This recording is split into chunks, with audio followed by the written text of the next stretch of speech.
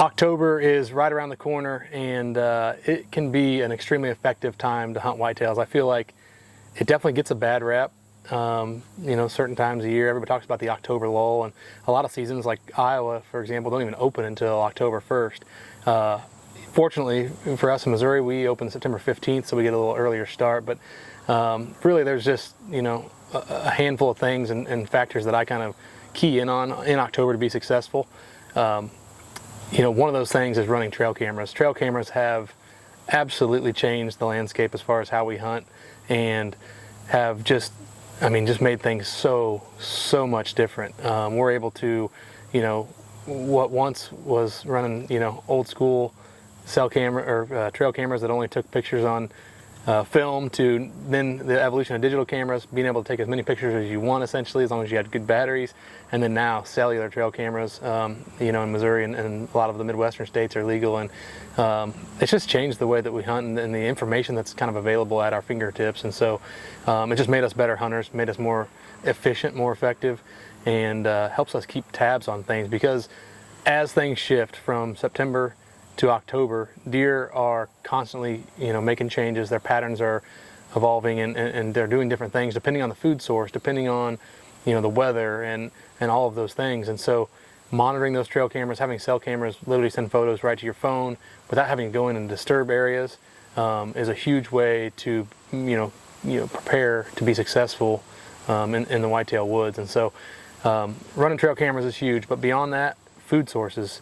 September, you got green, soybeans, you know, a lot of deer focus on that, but as the months of September change and a lot of those soybeans start to lose the leaves and drop, we see the deer kind of move in and focus heavily on green food sources, food plots, clover, brassicas and turnips, radishes, whatever that may be. And so monitoring those food sources and kind of keeping track of those can really help you be more successful and get dialed in on a certain buck.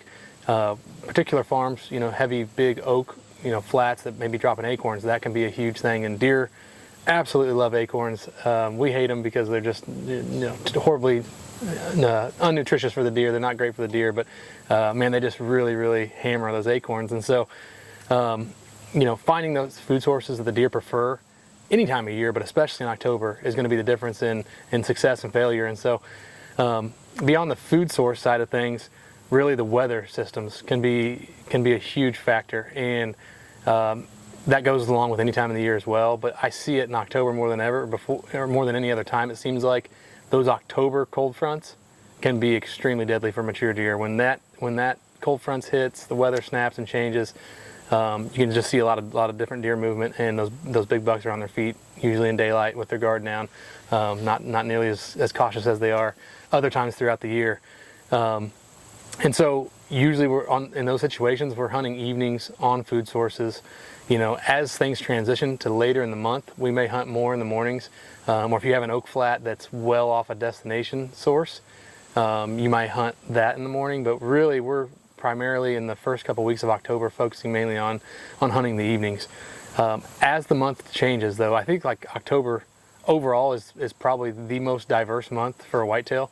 As far as behavior and habits go, because so much changes in that 1 month with testosterone, you know, coming up, and as things near towards the rut, you know, bucks are starting to lay down a lot more scrapes and monitor scrapes, and that's something that, you know, we really key on, especially starting about the, you know, middle of October, is moving trail cameras to scrapes, you know, seeing what deer are kind of establishing their territories, because as they get later in the month, they get more territorial.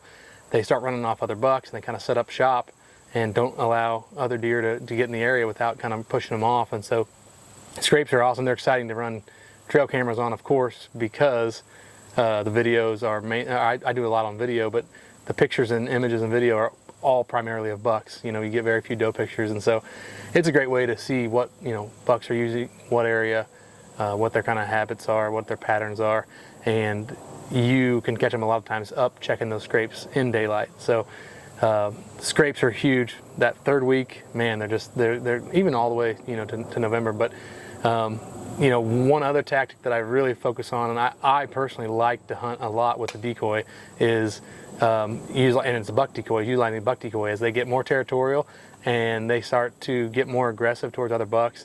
I just love putting out a decoy and seeing a buck come out and just get mad and come charging into him.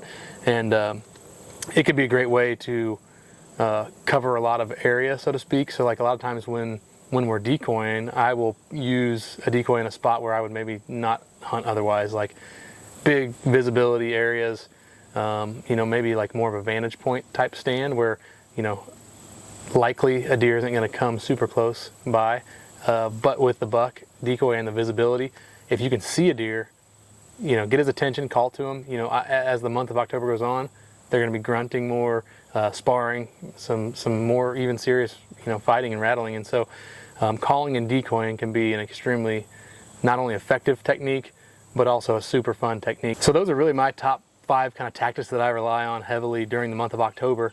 Trail cameras, food sources, weather systems, scrapes, and then calling, decoying. Those top 5 things really can help you be successful if you kind of key in on those and adjust as the month goes on. Like I said, it's an extremely versatile month. The deer's behavior is changing, their body language is changing, their bodies are changing, necks are swelling up, the bucks are putting on sides before they go nuts and start chasing does. So October is not always the lull. It can be a great time to hunt deer. You just got to hunt smart and be efficient. So best of luck to all you guys out there in the woods this October. And if you don't get it done, there's always November, my favorite time to hunt.